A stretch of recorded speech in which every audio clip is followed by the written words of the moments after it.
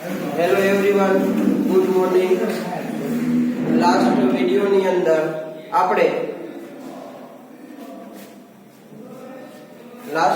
અંદર આપણે છેલ્લે આઈયુપીએસસી નામ અને એના સામાન્ય નામ માટેનું કોષ્ટક છે એ કોષ્ટક આપણે ભણ્યા અને એની ઉપરથી આપણે કેવી રીતે કયા સંયોજનોના નામકરણ કેવી રીતે કરવા એમાં ખાસ મહત્વની બાબત હતી કે જેની અંદર આપણે NN પ્રકારના કે જે નાઇટ્રોજન સાથે ડાયરેક્ટ જે આલ્કાઇલ સમૂહ જોડાયેલા છે એ આલ્કાઇલ સમૂહ માટે કઈ રીતે આઈયુપીએસસી નામકરણ શકાય એના વિશેની માહિતી મેળવી. તો ચાલો આજે આપણે એક નવા ટોપિક છે એ નવા ટોપિક તરફ આગળ વધવાનું છે. તો જો આપણે જે એમાઇડ સંયોજનો છે એ એમાઇડ સંયોજનોની બનાવટ માટેની પ્રક્રિયાઓ છે એ આપણે આજે સમજવાની છે. તો જે તમારા સિલેબસની અંદર છે એવી 5 પ્રકારની પ્રક્રિયાઓ જે આપણે આની અંદર શીખવાની છે. તો એની અંદર આપણે જોઈએ તો કે જે એમાઇડ સંયોજનોની બનાવટ એમાં પહેલા પ્રકારની બનાવટ છે કે જે નાઇટ્રો સંયોજનમાંથી રિડક્શન દ્વારા જે એમાઇડ સંયોજનો છે એ એમાઇડ સંયોજનની બનાવટ જેના વિશે આપણે ચર્ચા કરવાની છે. બરાબર છે. તો આપણે જોઈએ કે નાઇટ્રો સંયોજન છે એના દ્વારા એમાઇડ સંયોજનની બનાવટ કઈ રીતે કરી શકાય. તો શરૂઆત કરીએ નાઇટ્રો સંયોજનના રિડક્શન દ્વારા. તો તમને બધાને ખબર છે કે રિડક્શન એટલે શું?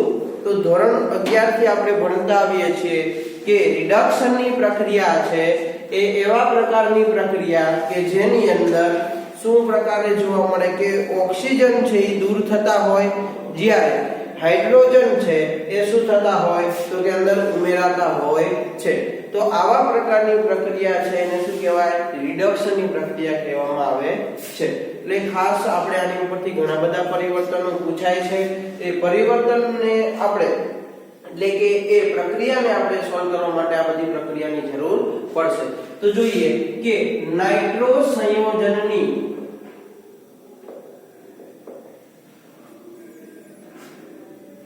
નિકલ, પેલેડિયમ અને પ્લેટિનમ જેવા ઉદ્દીપકની હાજરીમાં હાઇડ્રોજન વાયુ પસાર કરતા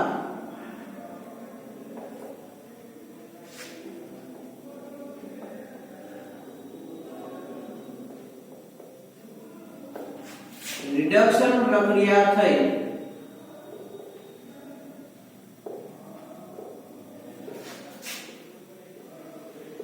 એમાઇડ સંયોજન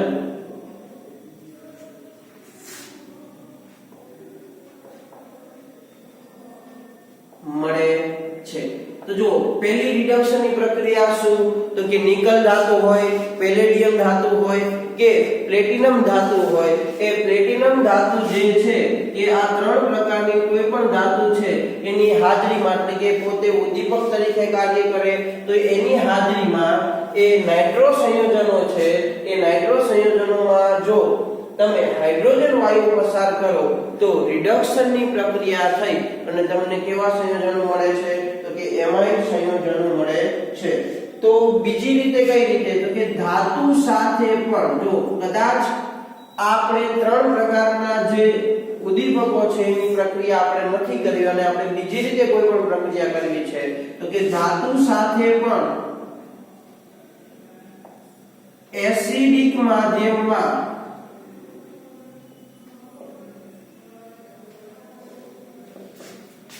રિડક્શન પ્રક્રિયા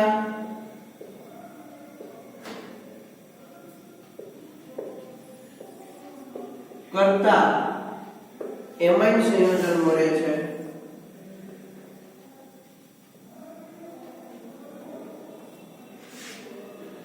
જો ધાતુ સાથે તમે પ્રક્રિયા કરો પણ માધ્યમ કેવું? એસિડિક માધ્યમ, તો તો ત્યારે પણ રિડક્શન પ્રક્રિયા થઈ. કોની સાથેની? તો કે નાઇટ્રો સંયોજન સાથેની. તો રિડક્શન પ્રક્રિયા થઈ અને તમને શું મળે છે? એમાઇન સંયોજનો છે એ તમને મળે છે. અને જો આપણે આલ્કાઇલ નાઇટ્રેટની વાત કરીએ કે નાઇટ્રો આલ્કેન સંયોજન છે એ નાઇટ્રો આલ્કેન સંયોજન લઈએ તો સંયોજનના રિડક્શન થી આલ્કાઇલ એમાઇડ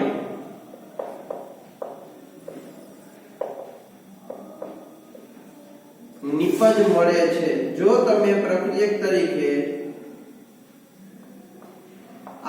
નાઇટ્રો આલ્કેન સંયોજન કોઈ લીધા છે એટલે સાદી શૃંખલાવાળા, તો એવા સંયોજનોનું જો રિડક્શન કરવામાં આવે તો ત્યારે તમને જે નિપજ મળે છે કેવી મળે છે? આલ્કાઇલ એમાઇન પ્રકારની નિપજ મળે છે. અને જેના રિડક્શનની પ્રક્રિયામાં નાઇટ્રો આલ્કેનના રિડક્શનમાં કોનો ઉપયોગ થાય છે? તો જો નાઇટ્રો આલ્કેનના રિડક્શનમાં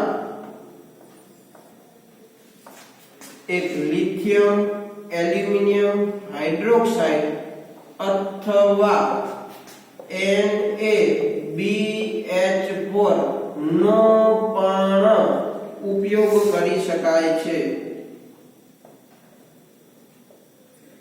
તો જો આપણે ત્રણ પ્રક્રિયાઓ છે એ ત્રણ પ્રક્રિયાઓ વિશેની વાત કરી. પહેલી તો કે નાઇટ્રો સંયોજનો છે એની Ni અથવા Pd અથવા Pt જેવા ઉદ્દીપકની હાજરીમાં તમે H2 વાયુ પસાર કરો ત્યારે તમને શું મળવાનું છે? તો કે ત્યારે તમને રિડક્શન પ્રક્રિયા છે અને એમિનો એટલે કે એમાઇન સંયોજન મળવાના છે. બીજી પ્રક્રિયા છે કે કોઈ પણ ધાતુ છે અને એ ધાતુ સાથે તમે જો એ એસિડિક માધ્યમમાં રિડક્શનની પ્રક્રિયા કરો તો તમને એમાઇન સંયોજન મળે. અને ત્રીજા નંબરની વાત કરીએ તો કે નાઇટ્રો આલ્કેન સંયોજનો છે એમાં લિથિયમ એલ્યુમિનિયમ હાઇડ્રોક્સાઇડ અને NaBH4 જે પ્રબળ રિડક્શન કરતા છે. તો આવા પદાર્થની હાજરીમાં જો તમે પ્રક્રિયા કરતા હોય તો તમને નિપજ તરીકે એમાઇન સંયોજન મળે છે. એટલે આપણે આ જ પ્રક્રિયા છે એને સમજીએ. તો દાખલા તરીકે મેં પહેલા લીધેલું છે કે નાઇટ્રોબેન્ઝીન, આને શું કહેવામાં આવે? તો કે નાઇટ્રોબેન્ઝીન. જો આની પ્રક્રિયા હું H2 વાયુ પસાર કરું, Pd અથવા Pt અથવા Ni આમાંથી કોઈ પણ રિડક્શન કરવા માટે ઉદ્દીપકની ઉપયોગ કરું તો આ રિડક્શન પ્રક્રિયા થાય અને આ દ્રાવણ છે ઇથેનોલિક હોય તો ઇથેનોલિક દ્રાવણનો જો ઉપયોગ કરું તો જો રિડક્શન પ્રક્રિયાનો મતલબ શું છે? તો કે રિડક્શન પ્રક્રિયામાં તમારે જેટલા હાઇડ્રોજન જોતા હોય એટલા હાઇડ્રોજન તમને મળી રહે. તો આ પ્રક્રિયાની વાત કરીએ તો આ પ્રક્રિયા પ્રમાણે મારે કેટલા હાઇડ્રોજનની જરૂર પડે એમ છે? તો કે 6 હાઇડ્રોજન છે એ 6 હાઇડ્રોજનની જરૂર પડે એમ છે. કારણ કે જે પ્રક્રિયા થશે એ રિડક્શન પ્રક્રિયાની અંદર શું થવાનું? તો કે ઓક્સિજન દૂર થવાના અને હાઇડ્રોજન શું થવાના? ઉમેરાવાના. તો જો અહીંયા રહેલા બે ઓક્સિજનના અણુ અહીંયા 6 હાઇડ્રોજનમાંથી 4 હાઇડ્રોજન સાથે જોડાય એટલે બને શું? તો કે તમને 2 મોલ H2O એટલે કે પાણી મળવાનું. ચાલો હવે વધ્યા કેટલા? તો કે જો 6 હાઇડ્રોજનમાંથી 4 હાઇડ્રોજન વપરાઈ ગયા ઓક્સિજન સાથે પ્રક્રિયા કરવામાં. તો હવે નાઇટ્રોજન સાથેની બે સંયોજકતા ખાલી થઈ એટલે નાઇટ્રોજન સાથે હવે બાકી વધેલા 2 હાઇડ્રોજન છે એ જોડાય એટલે તમને નિપજ તરીકે શું મળે? તો કે ઉપર NH2 જોડાયેલો મળે. આને આપણે શું કીધેલું? તો કે એનિલીન. જો આવી રીતે તમે રિડક્શન પ્રક્રિયા દ્વારા નાઇટ્રોબેન્ઝીનમાંથી એનિલીન છે એ બનાવી શકો છો. આપણે બીજી પ્રક્રિયા જોઈએ કે કોઈ હેલો આલ્કેન લઈએ. ચાલો તો CH3 CH2 C nitro alkane લઈએ NO2 બરોબર છે. તો આને શું કહેવાય? Nitro ethane. આને શું કહેવામાં આવે? Nitro ethane.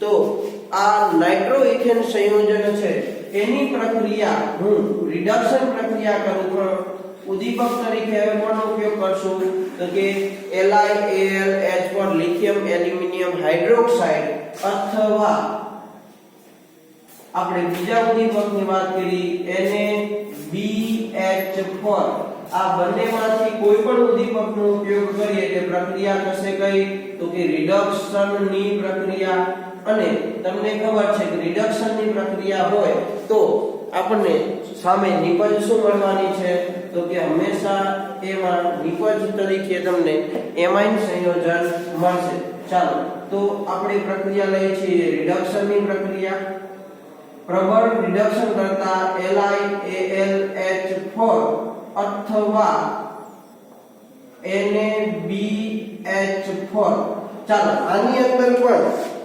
કેટલા હાઇડ્રોજનની જરૂર પડશે તો 6 હાઇડ્રોજનની જરૂર પડશે તમે દર્શાવો તો પણ ભલે અને નો દર્શાવો તો પણ ભલે પણ સમજવા માટે આપણે 6 હાઇડ્રોજન અહીંયા લેશું બરાબર છે તો જો 6 હાઇડ્રોજનમાંથી 4 હાઇડ્રોજન છે એ અહીંયા રહેલા ઓક્સિજનના અણુને દૂર કરવા માટે વપરાશે અને ઓક્સિજન છે એ દૂર થાય તો જે તમને પ્રક્રિયા મળે એ પ્રક્રિયા કઈ કહેવાય છે કે રિડક્શનની પ્રક્રિયા એટલે જો 4 હાઇડ્રોજન છે એ 2 ઓક્સિજનના અણુ સાથે જોડાય એટલે તમને 2 મોલ શું મળવાના છે તો કે H2O મળવાના છે તો જો 6 માંથી હવે વધ્યા કેટલા હાઇડ્રોજન તો કે હવે 2 હાઇડ્રોજન વધ્યા એ 2 હાઇડ્રોજનના અણુ કોની સાથે જોડાવાના તો જે CH3 CH2 અને નાઇટ્રોજન હતા એની સાથે જોડાશે તો આને શું કહેવાય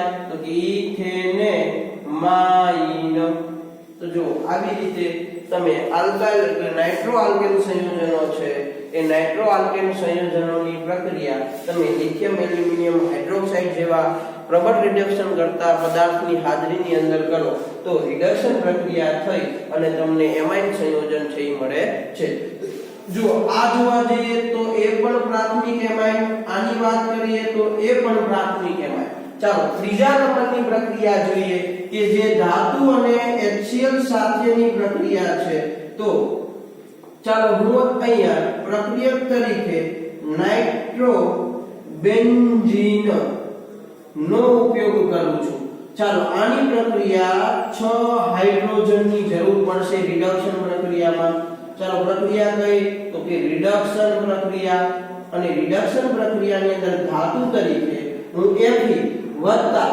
માધ્યમ એસિડિક છે તો હું HCl નો ઉપયોગ કરું છું અને કદાચ તમારે Fe ઉદ્દીપકનો ઉપયોગ ન કરવો તો Sn વત્તા HCl એટલે બે ધાતુનો ઉપયોગ આપણે રિડક્શન કરતા તરીકે લેશું એક Fe વત્તા HCl અથવા Sn વત્તા HCl જો ત્રણેય અલગ અલગ ઉદ્દીપકોનો ઉપયોગ આપણે કર્યો પણ પ્રક્રિયા તો કઈ થાય છે કે પ્રક્રિયા તો રિડક્શનની જ પ્રક્રિયા થાય છે તો અહીંયા તમે જુઓ તો અહીંયા રહેલા બે ઓક્સિજન એ અહીંયા રહેલા 6 હાઇડ્રોજનમાંથી કેટલા તો કે 4 હાઇડ્રોજન સાથે જોડાશે મતલબ તમને 2 મોલ શું મળવાના H2O તમારી બુકની અંદર આ દર્શાવીને આપેલું નથી પણ તમને ખબર પડે કે કઈ વસ્તુ કોની સાથે જોડાણી એટલા માટે આપણે અહીંયા લખીએ છીએ બાકી રિડક્શનની પ્રક્રિયા હોય તો એમાં જોઈએ એટલા હાઇડ્રોજન મળે ઓક્સિડેશનની પ્રક્રિયા હોય તો જોઈએ એટલા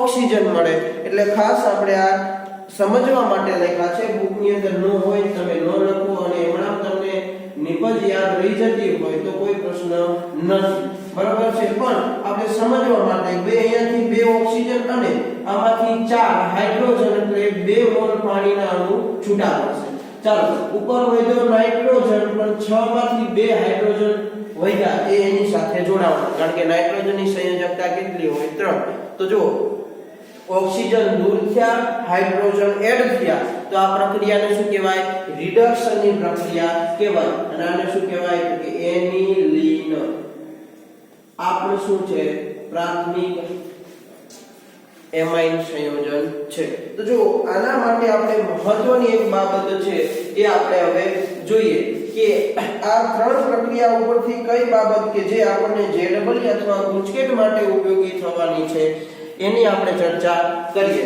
તો જો આ જ સંયોજનના રિડક્શનની વાત કરીએ છીએ તો એની અંદર તમે જોવા જાવ તો જો ત્રણ પ્રક્રિયાની અંદર તમને એક વસ્તુ કોમન જોવા મળી શું કે આ પ્રક્રિયામાં તમે જ્યારે નાઇટ્રો આલ્કેન સંયોજન લો તોય ભલે અને નાઇટ્રોબેન્ઝીન લો એટલે કે નાઇટ્રોએરિન સંયોજન લો તો પણ ભલે બધાની અંદર તમને જે નિપજ મળે છે એ મળે છે પ્રાથમિક એમાઇન પ્રકારની મળે છે ઈ પછી એલિફેટિક હોય તો પણ ભલે અને એરોમેટિક પણ હોય તો પણ ભલે તો તમને જ્યારે આ નીટ કે ગુજકેટની અંદર પ્રશ્ન પૂછવામાં આવે તો ખાસ આપણે ધ્યાનમાં લઈશું કે નાઇટ્રો સંયોજનો છે એનું રિડક્શનની પ્રક્રિયા આપી હશે તો તમારો આન્સર હંમેશા કેવો રહેવાનો પ્રાથમિક એમાઇન છે એ આન્સર રહેવાનો હા અહીંયા જે છે એ સંયોજનો બદલાશે કોના આધારે કે પ્રક્રિયકોના આધારે એટલે તમે કયો નાઇટ્રો આલ્કેન અથવા નાઇટ્રોએરિન સંયોજન લીધું છે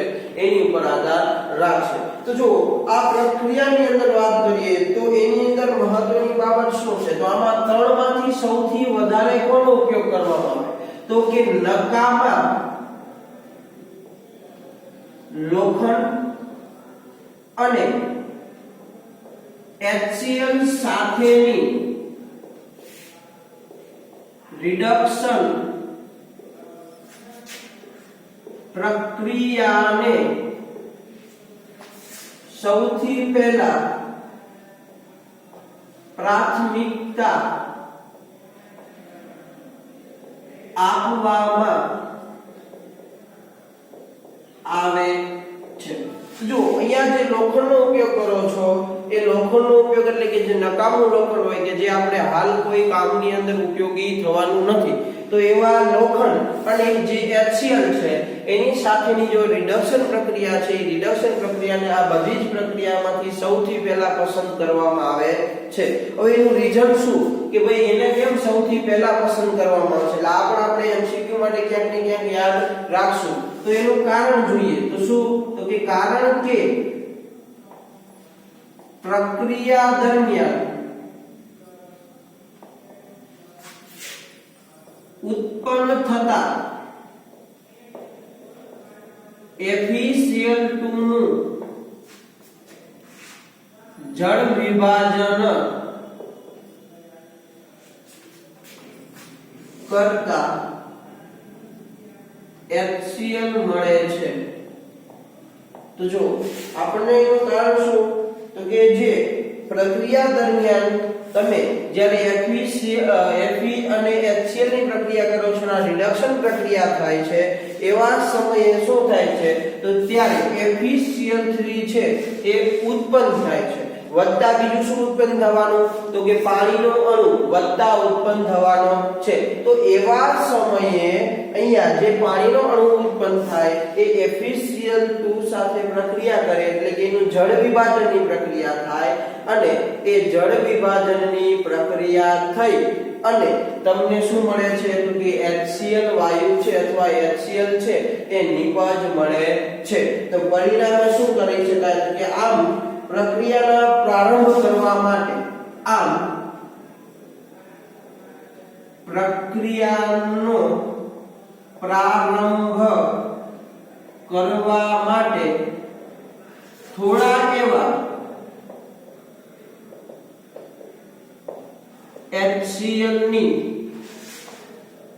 જરૂર પડે છે કારણ કે જો એની અંદર આપણે પ્રક્રિયાની અંદર Fe અને HCl છે આ બંનેનું મિશ્રણનો ઉપયોગ કરીએ છીએ તો HCl તો આપણે અંદર એડ કરવું પડે ને પણ આ પ્રક્રિયા તમે જો કરો તો ઓલરેડી પ્રક્રિયાની અંદર જ HCl છે ઉત્પન્ન થાય છે તો પરિણામે તમારે પ્રક્રિયાને જ્યારે સ્ટાર્ટ કરવી હોય ત્યારે થોડાક પ્રમાણની અંદર HCl ઉમેરો પછી જેવી પ્રક્રિયા સ્ટાર્ટ થઈ જશે તરત જ શું થવાનું તો કે તરત જ એની અંદરથી HCl બનવાનું સ્ટાર્ટ થશે અને જોડે જોડે પ્રક્રિયાને જેટલો HCl ની જરૂર પડશે એમાંથી મળી જશે પરિણામે આ પ્રક્રિયા છે એને સૌથી વધારે પ્રાયોગિકતા અથવા એને પ્રાથમિકતા આપવામાં આવે છે તો તમારે આટલું જ્યારે તમને એવું પૂછે કે નાઇટ્રો સંયોજનો છે એના રિડક્શન દ્વારા એમિનો સંયોજનો ની બનાવટ સમજાવો તો તમારે આટલું વસ્તુ અંદર લખવાની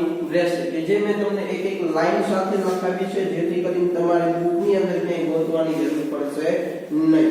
બરોબર છે?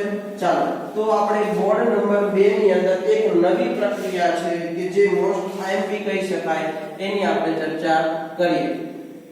ચાલો તો અહીંયા બીજા નંબરની પ્રક્રિયા છે એની શરૂઆત કરીએ છીએ. તો હવે પછીની બનાવટ છે બીજા નંબરની બનાવટ કે આલ્કાઇલ હેલાઇડ સંયોજનોનું એમોનોલિસિસ. નામ શું છે? તો કે આલ્કાઇલ હેલાઇડ સંયોજનોનું એમોનોલિસિસ દ્વારા કોની બનાવટ? તો કે એમાઇન સંયોજનોની બનાવટ. જો આપણે જે નાઇટ્રો સંયોજનો છે એના રિડક્શન દ્વારા આપણે જે બાબતો સમજ્યા એ પ્રક્રિયાની વાત કરીએ તો આના દ્વારા તમે ફક્ત શું બનાવી શકો? તો કે પ્રાથમિક એમાઇન નિપજ મળે. એટલે જો તમને આ વસ્તુ છે એ તમને ક્યાંક ને ક્યાંક એમસીક્યુ ની અંદર છે ત્યાં તમને ઉપયોગી થશે. ચાલો તો આપણે હવે જોવું છે આલ્કાઇલ હેલાઇડ સંયોજનો છે એના એમોનોલિસિસ દ્વારા આપણે શું કરવું છે? એમાઇન સંયોજન છે એની બનાવવું. એટલે આ ખાસ ધ્યાન રાખજો કે આ આઈએમપી પ્રશ્ન છે કે ક્યાંક ને ક્યાંક તમને 3 માર્કની અંદર પૂછવામાં આવી શકે છે. એટલે આપણે ખાસ આને મહત્વ આપશું અને ધ્યાનથી સમજશું. તો જોઈએ કે જે કેન્દ્રાનુરાગી પ્રક્રિયક છે એ કેન્દ્રાનુરાગી પ્રક્રિયક દ્વારા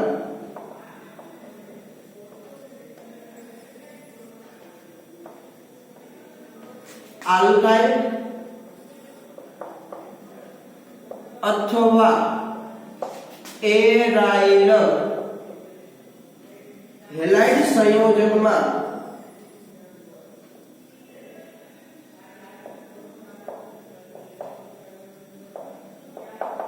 રહેલા કાર્બન અને હાઇડ્રોજન બંધ એટલે કે CH બંધ ને સરળતાથી તોડી શકાય છે. તો જો તમે કોઈ પણ કેન્દ્રાનુરાગી પ્રક્રિયક છે એનો ઉપયોગ કરો તો જે આલ્કાઇલ હેલાઇડ એટલે કે ARX પ્રકારના સંયોજનો અથવા એરાઇલ હેલાઇડ એટલે કે ARX પ્રકારના સંયોજનો જે આપણે 10મા ચેપ્ટરમાં વ્યવસ્થિત સમજ્યા છે તો એવા સંયોજનોની અંદર તમને ખબર છે કે કાર્બન અને હેલોજન વચ્ચે શું હોય તો કે બંધ હોય છે. તો એ બંધને તમે છે કેન્દ્રાનુરાગી પ્રક્રિયક છે એના દ્વારા સરળતાથી શું કરી શકો છો? તોડી શકાય છે. આથી આ સંયોજનો એટલે કેવા સંયોજનો કે આલ્કાઇલ હેલાઇડ અથવા એરાઇલ હેલાઇડ એટલે આથી આ પ્રકારના સંયોજનોની એમોનિયા ના ઇથેનોલીય દ્રાવણ સાથે કેન્દ્રાનુરાગી વિસ્થાપન પ્રક્રિયા કરવામાં આવે છે. જો જે એમોનિયાનો અણુ છે તમે આગળ કેન્દ્રાનુરાગી વિસ્થાપન પ્રક્રિયા એટલે શું એ પણ 10મા ચેપ્ટરમાં ભણ્યા. તો એમોનિયાના અણુની અંદર H+ અને NH2- આ સમૂહ તમને જોવા મળે છે અને NH2- સમૂહ છે એ કેન્દ્રાનુરાગી પ્રક્રિયક તરીકે વર્તે છે. જે શું કરે તો કે જે આલ્કાઇલ અથવા એરાઇલ હેલાઇડ સંયોજનો છે જે X પરમાણુનું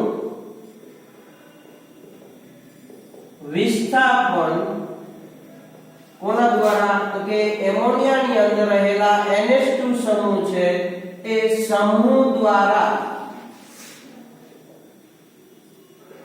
થાય છે, કારણ કે એમાં કેવી પ્રક્રિયા થાય છે, કેન્દ્રાનુરાગી વિસ્થાપન. વિસ્થાપનનો મતલબ શું, તો કે એક પરમાણુની જગ્યાએ નવો ક્રિયાશીલ સમૂહ અથવા પરમાણુ જોડાય. તો જે એમોનોલિસિસની પ્રક્રિયા છે એમાં એમોનિયાની અંદર રહેલો NH2 એટલે કે એમિનો સમૂહ છે એ હેલો આલ્કેન અથવા હેલો એરિનની અંદર રહેલા હેલોજન પરમાણુનું વિસ્થાપન કરી અને એની જગ્યાએ શું થાય છે, એ જોડાય છે. એટલે આલ્કાલ અથવા એરાઇલ હેલાઇડ સંયોજનો છે એમાં CX બંધ તૂટવાની પ્રક્રિયા. જો હવે એમોનોલિસિસ કહેવાય કોને, એની વ્યાખ્યા સમજીએ તો કે આલ્કાઇલ અથવા એરાઇલ હેલાઇડમાં રહેલા CX બંધ તૂટવાની પ્રક્રિયા જે છે એ પ્રક્રિયા એમિનો સમૂહ જેને આપણે NH2 વડે દર્શાવીએ છીએ દ્વારા થતી હોવાથી આ પ્રક્રિયાને શું કહેવામાં આવે, તો કે એમોનોલિસિસ ની પ્રક્રિયા કહે છે. તો હવે ખબર પડી કે એમોનોલિસિસ ની પ્રક્રિયા એટલે શું. તો એમાં આલ્કાઇલ અથવા એરાઇલ હેલાઇડમાં રહેલો જે કાર્બન અને જે હેલોજન વચ્ચેનો બંધ છે એ બંધ તૂટવાની જે પ્રક્રિયા છે એ એમિનો સમૂહ દ્વારા થાય છે અને પરિણામે આ પ્રક્રિયાને શું કહેવામાં આવે છે, એમોનોલિસિસ ની પ્રક્રિયા કહેવામાં આવે છે. બરાબર છે. તો આ પ્રક્રિયા છે જે કેવા કન્ડિશન ની અંદર થાય, તો કે જે 373 કેલ્વિન તાપમાને હવા ચુસ્ત નળીમાં કરવામાં આવે છે. તો જો આપણે ખાલી બેઝિક માહિતી છે એ આપણે મેળવી કે એમોનોલિસિસ ની પ્રક્રિયા છે કોના દ્વારા થાય અને કેવી પ્રકારની પ્રોસેસ થાય. તો જેની અંદર આપણે શું માહિતી મેળવી કે આ પ્રક્રિયા છે એમાં હેલો આલ્કેન ને હેલો એરિન સંયોજનો છે એ હેલો આલ્કેન અને હેલો એરિન સંયોજનની અંદર રહેલા CX બંધ છે, જો તમારે એને તોડવા હોય તો તમે કેન્દ્રાનુરાગી પ્રક્રિયાનો ઉપયોગ કરશો તો એને સરળતાથી તોડી શકશો.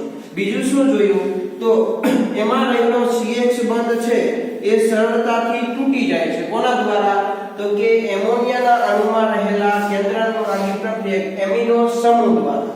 એટલે એમાં રહેલા હેલોજનનું વિસ્થાપન કોના દ્વારા થાય છે, તો કે NH2 સમૂહ દ્વારા થાય છે.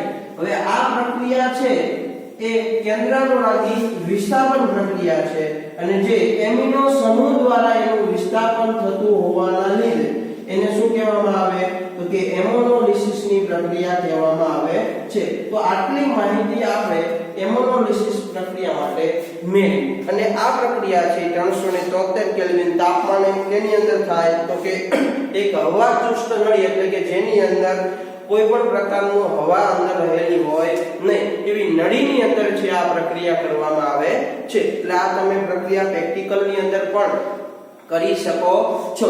તો હવે આપણે જોઈએ કે પ્રોસેસ કેવા પ્રકારની હોય છે.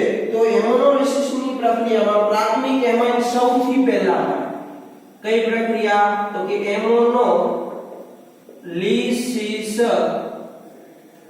પ્રક્રિયામાં જે પ્રાથમિક એમાઇન છે એ પ્રાથમિક એમાઇન આપણને સૌપ્રથમ મળે છે. હવે એનો રોલ શું હોય છે પ્રક્રિયામાં, પ્રાથમિક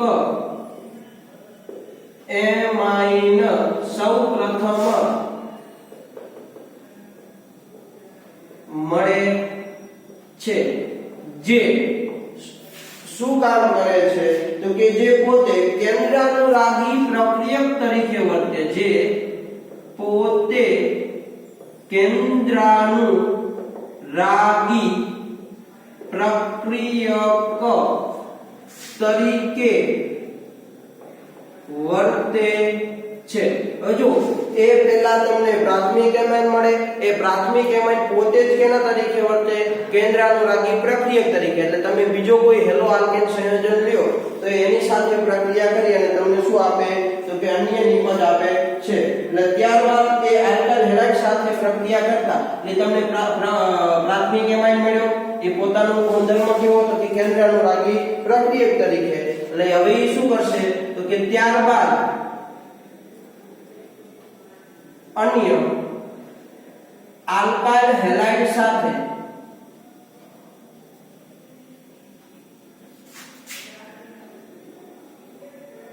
પ્રક્રિયા કરી એટલે કે એ પોતે જ કેના તરીકે વર્તે છે હવે કેન્દ્રાનુરાગી તરીકે। એટલે અન્ય આલ્કાઇલ હેલાઇડ સાથે પ્રક્રિયા કરી સાંકળ પ્રક્રિયા થઈ, સાંકળ એટલે ચેન રિએક્શન, એટલે સાંકળ પ્રક્રિયા થઈ દ્વિતીયક અને પછી તૃતીયક એમાઇન અને છેલ્લે ચતુર્થક એમોનિયમ ક્ષાર આપે છે। તો જો આ આપણે જે લખાણ લખ્યું છે એ તમને ખાલી એક્ઝામ ની અંદર લખવા માટે છે। આ આખી બાબત છે એ આપણે પ્રક્રિયા દ્વારા સમજીએ। તો જો હું અહીંયા હવે જે લખું છું તમારા આગળના જે કોયડા છે શરૂઆતના એ કોયડા તમે આની ઉપરથી સોલ્વ કરી શકશો। ચાલો સૌપ્રથમ મેં એમોનિયા લીધો અને એમોનિયા છે એ કોના તરીકે વર્તે તો કે કેન્દ્રાનુરાગી પ્રક્રિયક તરીકે વર્તે। ચાલો એની પ્રક્રિયા કોઈ હું આલ્કાઇલ હેલાઇડ સાથે પ્રક્રિયા કરું ત્યારે કેવા પ્રકારની પ્રક્રિયા થાય છે તો અહીંયા રહેલો જે NH3 સમૂહ છે એ NH3 સમૂહ એની પાસે રહેલા અબંધકારક ઇલેક્ટ્રોન યુગ્મ કોને આપશે R અને જ્યારે હેલોજન છે પોતાના ઇલેક્ટ્રોન મેળવશે। તો આપણને શું મળશે તો કે આવા પ્રકારનું સંયોજન મળશે કે R NH3 હવે એની પાસે પ્લસ ચાર્જ અને H માઈનસ, તો આને શું કહેવામાં આવે તો કે વિસ્થાપિત એમોનિયમ ક્ષાર। શું મળે વિસ્થાપિત એમોનિયમ ક્ષાર। તો હવે જે આપણે આ લખાણની અંદર ચર્ચા કરી છે એની વાત કરીએ તો જો સૌપ્રથમ તમને આ એમોનોલિસિસ પ્રક્રિયા દ્વારા અહીંયાથી જો એક H અને અહીંયાથી X દૂર થાય એટલે તમને શું મળવાનો પ્રાથમિક એમાઇન મળવાનો।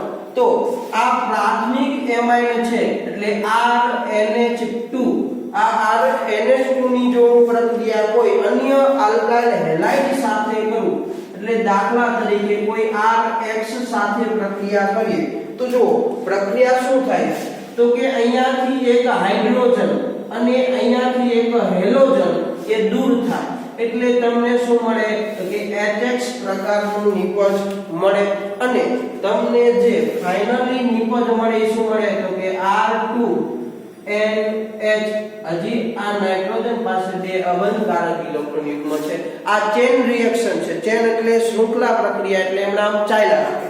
એટલે એની પ્રક્રિયા હું અન્ય બીજા કોઈ આલ્કાઇલ હેલાઇડ સાથે એટલે કરીએ તો જો હવે શું થશે તો કે અહીંયાથી એક હાઇડ્રોજન અહીંયાથી એક હેલોજન એટલે છૂટું શું પડશે HX। એટલે જો તમને જે નિપજ મળવાની છે એ નિપજ આવા પ્રકારની મળશે શું તો કે R3N। ચાલો જો આની વાત કરીએ તો આ કેવો છે તો કે પ્રાથમિક એમાઇન। ચાલો અહીંયા તમને જે નિપજ મળી આની વાત કરીએ તો આ કેવો છે તો કે દ્વિતીયક એમાઇન જેને તમે આવી રીતે દર્શાવી શકો। ચાલો અહીંયા તમને મળ્યો એને શું કહેવાય જો તૃતીયક એમાઇન જે તમે વર્ગીકરણ આગળ સમજ્યા છો એ જ પ્રમાણે આપણી ગાડી ચાલે છે. જો હવે જે તમને તૃતીયક એમાઇન મળ્યો છે એની પ્રક્રિયા હજી એક RH સાથે કરું તો જો અત્યાર સુધી શું થતું હતું કે એક હાઇડ્રોજન દૂર થતા જતા હતા એટલે HX તરીકે છૂટા પડતા હતા, પણ હવે તૃતીયક એમાઇન ની અંદર એક હાઇડ્રોજન રહેલો નથી. તો પ્રક્રિયા શું થશે તો કે પ્રક્રિયાની અંદર જે નાઇટ્રોજન પાસે જે અબંધકારક ઇલેક્ટ્રોન યુગ્મ છે એ કોને આપશે તો કે આ R ને આપશે. એટલે જુઓ હવે HX દૂર થવાનો નથી, હવે જે તમને મળવાનું છે R4n. હવે નાઇટ્રોજન છે એની પાસે પ્લસ ચાર્જ આવશે કારણ કે એને પોતાના બે અબંધકારક ઇલેક્ટ્રોન યુગ્મનું દાન કર્યું છે, અને હેલોજન છે એ X- તરીકે એની સાથે જોડાયેલો રહેશે. બરાબર છે. જે આયનીય બંધ હોય જે પછીથી શું થાય દૂર થાય. તો આને શું કહેવામાં આવે તો કે આને ચતુર્થક એમોનિયમ ક્ષાર કહેવામાં આવે છે. તો જો હવે આ બે લાઈન આપણે લખેલી છે કે જે પ્રાથમિક એમાઇન છે. હવે જો આ કેન્દ્રનું પ્રક્રિયક તરીકે હોય તો એટલે આ RH ના બંધ તૂટ્યા એટલે HX બન્યું અને એની સાથે આ જોડાણ. તો હવે આ બીજા નંબરની લાઈન ખબર પડી કે પેલા પ્રાથમિક હેલાઇડ હતો એટલે પ્રાથમિક એમાઇન હતો એની પાછી અન્ય આલ્કાઇલ હેલાઇડ સાથે પ્રક્રિયા કરે એટલે દ્વિતીયક મળે, એની અન્ય આલ્કાઇલ હેલાઇડ સાથે એટલે તૃતીયક, અને આવી રીતે ચેન ક્રમમાં ચાલી જાય એટલે તમને છેલ્લે શું મળે ચતુર્થક એમોનિયમ ક્ષાર મળે છે. તો આ જ પ્રક્રિયા આપણે ઉદાહરણ દ્વારા સમજીએ તો ઉદાહરણ તરીકે તમે આવા પ્રકારનો પ્રાથમિક એમાઇન મળ્યો છે ભાઈ CH3NH2 આ પ્રાથમિક એમાઇન છે. એટલે આને શું કહેવાય તો કે મિથેનેમાઇન. ચાલો આની પ્રક્રિયા હું કોઈ બીજા CH3Cl સાથે કરું તો જો પ્રક્રિયાની અંદર શું થશે તો કે અહીંયાથી એક H ને અહીંયાથી Cl એટલે છૂટું પડશે HCl.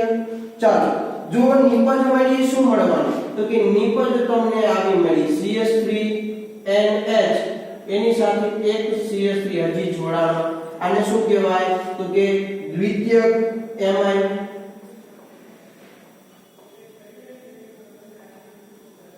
અને એનું નામ તમને ખબર જ છે શું લખાય ડાયમિથાઇલ એમાઇન. આનું નામ લખવું હોય તો શું લખાય ડાયમિથાઇલ એમાઇન. ચાલો આની પ્રક્રિયા હું બીજા કોઈ પાછા CH3Cl સાથે કરું તો શું થશે તો કે જો અહીંયા રહેલા હાઇડ્રોજન આ કેન્દ્રાનુરાગી પ્રક્રિયક તરીકે વર્તે એટલે આ બંને વચ્ચેનો બંધ તૂટે એટલે હજી પાછું શું છૂટું પડવાનું HCl છૂટો પડવાનો. એટલે તમને નિપજ તરીકે મળે એ શું મળે તો કે CH3N. અહીંયા શું આવવાનું CH3, અહીંયા તો કે હજી એક CH3 જોડાવાનો નાઇટ્રોજન સાથે બે અબંધકારક ઇલેક્ટ્રોન યુગ્મ. આને શું કહેવાય તો કે ટ્રાય મિથાઇલ એમાઇન. ચાલો આની પ્રક્રિયા હજી હું એક CH3Cl સાથે કરું તો જુઓ હવે શું થવાનું તો કે હવે અહીંયા રહેલા નાઇટ્રોજનના અબંધકારક ઇલેક્ટ્રોન યુગ્મ એ કોને આપવાનો CH3 ને. એટલે હવે તમને જે બંધારણ મળશે એ આવા પ્રકારનું હશે કે નાઇટ્રોજન છે એ 4 CH3 સમૂહ સાથે જોડાયેલો હશે અને અહીંયા Cl- તરીકે એની સાથે જોડાયેલો હશે. ત્યારે નાઇટ્રોજન પાસે કેવો ચાર્જ હશે પ્લસ ચાર્જ હશે. એટલે આ સંયોજન કેવું સ્થાયી હોય નહીં. તો આને શું કહેવાય તો કે ચતુર્થક એમોનિયમ ક્ષાર. એટલે જો આવી રીતે તમે વિસ્થાપન પ્રક્રિયા દ્વારા તમે શું મેળવી શકો છો પ્રાથમિક દ્વિતીયક અને તૃતીયક એમાઇન સંયોજનો છે એ મેળવી શકો છો. એટલે આપણે બે જ નાની એવી માહિતી છે આપણે આના વિશેની જોઈ લઈએ એટલે આપણો એમોનોલિસિસ નો જે ટોપિક છે એ આપણો એમોનોલિસિસ નો ટોપિક પૂરો થાય. તો જો કે આની ઉપરથી તમને આ પ્રક્રિયાના થોડા એવા ગેરફાયદા પણ છે કે કયા ગેરફાયદા છે એ બે જ પ્રકારના ગેરફાયદા છે એની ચર્ચા કરીએ. તો જો પહેલા તો આ પ્રક્રિયા કોની સાથે ઝડપથી થાય અને કોની સાથે ધીમી થાય. એટલે આપણે જોઈએ કે હેલાઇડ નો એમાઇન સાથેની પ્રતિક્રિયાત્મકતાનો ક્રમ. કોની વાત કરીએ છીએ આપણે? હેલાઇડ સંયોજનોની. તો હેલાઇડ નો એમોનિયા અથવા એમાઇન સંયોજનો હોય એની વાત છે. તો કે એમાઇન સાથેની પ્રતિક્રિયાત્મકતા નો ક્રમ.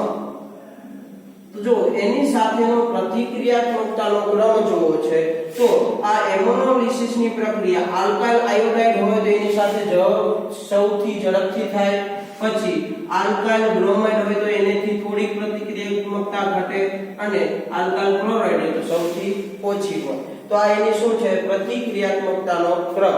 આટલા ત્રણ સાથેની આ પ્રક્રિયા કરવામાં આલ્કાઇલ ક્લોરાઇડ સાથે કરવામાં આવતી નથી. તો આ પ્રક્રિયાના કંઈક ગેરફાયદા પણ છે. તો એના ગેરફાયદા શું છે એ જોઈએ. તો એમોનોલિસિસ પ્રક્રિયાના ગેરફાયદા.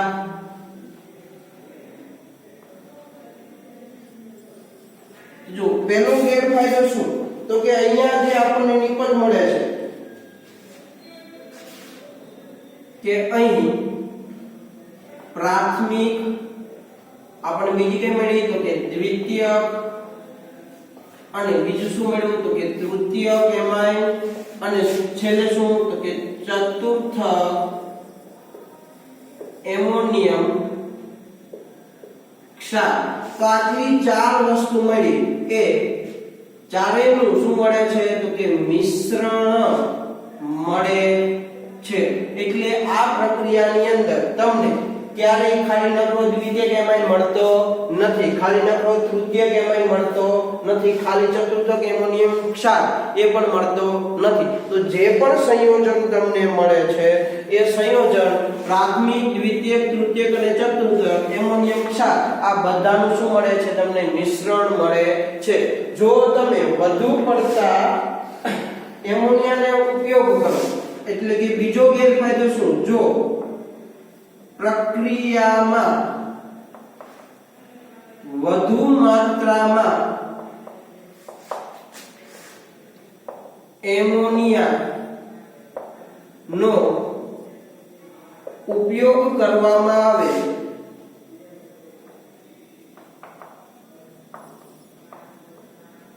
તો નિપજ તરીકે શું મળે છે તો કે પ્રાથમિક એમાઇન મળે છે. એટલે જો તમે ભૂલથી આની અંદર એમોનિયા છે વધુ નાખી દીધો હોય તો તમને નિપજ તરીકે આ બધાનું મિશ્રણ મળવાના બદલે શું મળે છે? પ્રાથમિક એમાઇન મળે છે. તો આમ જે એમોનિયમ ક્ષાર છે એનું જો તમે પ્રબળ બેઝ સાથે જો પ્રક્રિયા કરો તો તમને મુક્ત એમાઇન મળે. શું? તો કે એમોનિયમ જો બે ગેરફાયદા તમને ખબર પડી શું? તો એક તો મિશ્રણ મળે અને જો વધુ પ્રમાણમાં એમોનિયા નાખી દો તો પ્રાથમિક એમાઇન તમને નિપજ મળે. આ બધાનું મિશ્રણ મળતું નથી. હવે જે એમોનિયમ ક્ષાર છે એ એમોનિયમ ક્ષારની પ્રબળ બેઝ સાથે જો પ્રક્રિયા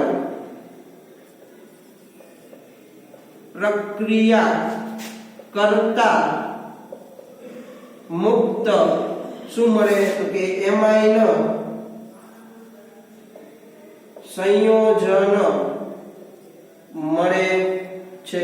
તો જો આપણે એમોનિયમ ક્ષાર તરીકે કોને લીધેલો તો કે R NH3X આવું આપણે સૌપ્રથમ બનાવેલું R NH3X આયો નાઇટ્રોજન પાસે બે અબંધકારક ઇલેક્ટ્રોન હતા એનું દાન કરેલું હતું એટલે એની પાસે કેવો ચાર્જ આવેલો પ્લસ ચાર્જ. ચાલો આની કોઈ પ્રબળ બેઝ એટલે NaOH સાથે પ્રક્રિયા કરું તો જો પ્રક્રિયાની અંદર શું થાય છે તો કે અહીંયાથી X અને અહીંયાથી Na એ બંને એકબીજા સાથે શું થાય જોડાય છે.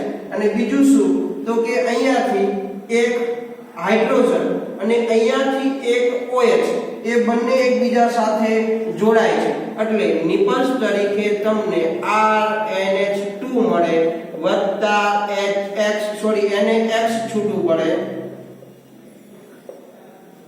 ને વત્તા H2O જે તમને મળે છે. તો જો આવી રીતે તમે જ્યારે એમોનિયમ ક્ષાર છે એ એમોનિયમ ક્ષારની પ્રક્રિયા જો પ્રબળ ભેજ સાથે કરો તો તમને શું મળે તો કે મુક્ત એમાઇન મળે છે. સમજણ પડી? તો આ હતી એમોનોલિસિસ ની પ્રક્રિયા કે જે ખૂબ મોસ્ટ આઈએમપી પ્રક્રિયા છે જે તમને 3 માર્ક ની અંદર પણ પૂછાઈ શકે અને તમારા કોયડા નંબર 1 અને 2 ટીમ કંઈક લગભગ આપેલા છે શરૂઆતના એ આ એમોનોલિસિસ ની પ્રક્રિયા ઉપરથી જ તમને આપેલા છે એટલે જાતે ટ્રાય કરજો એટલે તમને ઝડપથી સમજાશે. તો આજે આપણે અહીંયા સુધી રાખીએ છીએ. બાકીની બનાવટ આપણે આગળના વિડિયોની અંદર જોશું.